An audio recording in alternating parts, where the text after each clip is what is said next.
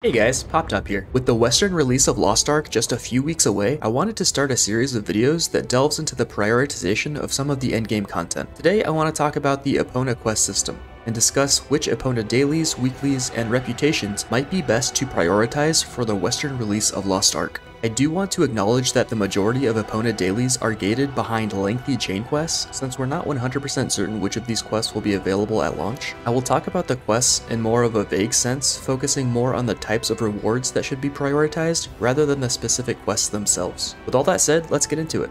If you watched my previous video, you might remember that I recommended to complete Epona Dailies that reward Geneva's Emeralds, also known as Harmony Leapstones, as these will be the primary component used to increase your gear score. This is definitely true for your main character, especially since some of these crystals can be labeled as personal and are unable to be traded. However, on alt characters, it is recommended to complete Epona Dailies that will progress Epona Reputations. These quests don't necessarily award crafting materials, but they're still important to progress for their long-term benefits. Just to give a few examples of Epona Dailies that you might want to consider completing on your main character, Special Dish, Paradise Cab, and Rob the Loot all reward Geneva's Emeralds and have no prerequisites, so all of these quests can be completed on day 1, as soon as you complete the quest to unlock your Epona Daily journal.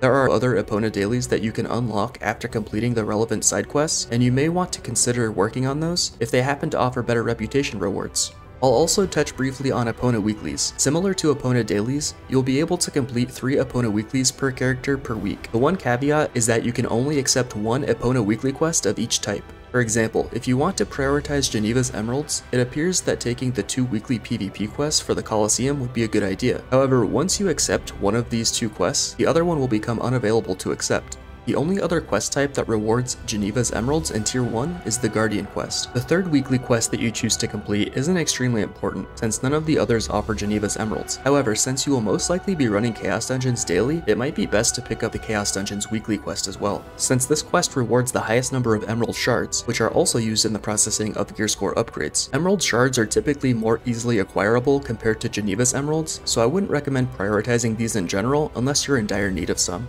The final topic that I want to get into is Epona Reputations. These are arguably the most important feature of your Epona journal. Once you begin completing Epona Dailies, you'll start to increase the counter of the relevant Epona reputation. Depending on the reputation, after a daily quest has been completed a certain number of times, you'll become eligible for additional bonus items associated with that specific Epona reputation. Some of these rewards are extremely valuable, and you should prioritize these as soon as possible, so that you're able to unlock these additional rewards early on. Some of the most important rewards are those which unlock additional skill point potions, as these will allow you to further upgrade and customize your skills. One of the first collectibles that you might want to focus on early in Tier 1 are Giant's Hearts, as acquiring 6 Giant's Hearts will grant you an additional 6 skill points. In Tier 1, it looks like there will only be 1 Giant's Heart that will be acquirable from Epona Dailies. Giant's Heart number 7 is rewarded from completing the Epona Daily quest Old Man and Sniff 30 times. Giant's Hearts will be accessible through various other avenues as well, and I'll talk about Giant's Hearts more extensively in a future video. For now, let's move on to the next Epona Reputation, Prioritization. Throughout your journey in Arcasia, you'll complete dungeons, secret quests, kill field bosses, as well as plenty of other types of content. Whenever you complete one of these activities, it is recorded in your adventure journal. Free collectible, unique monster kill, main story progression, everything contributes to that specific zone's adventure book completion.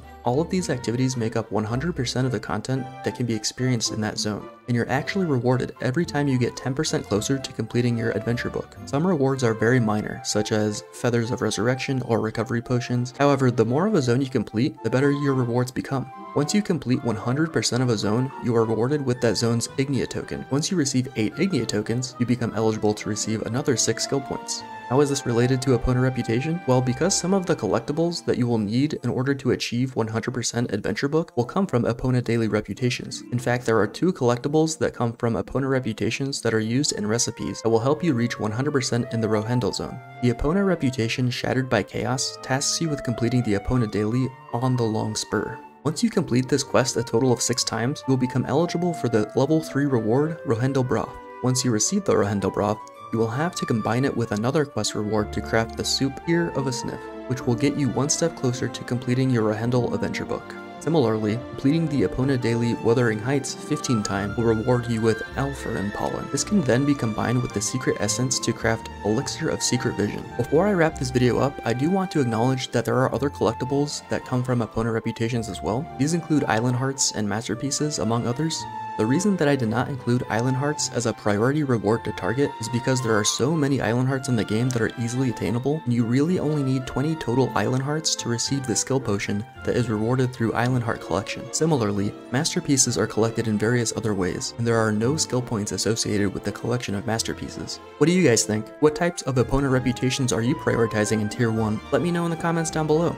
I hope you found this video useful. If you did, please consider liking or sharing this video with others. If you'd like to see more Lost Ark content, I plan on going into further detail on Giant's Hearts, Adventure Books completion, and other ways to acquire additional skill point potions in the future. If you'd like to see those videos and others, feel free to subscribe to the channel.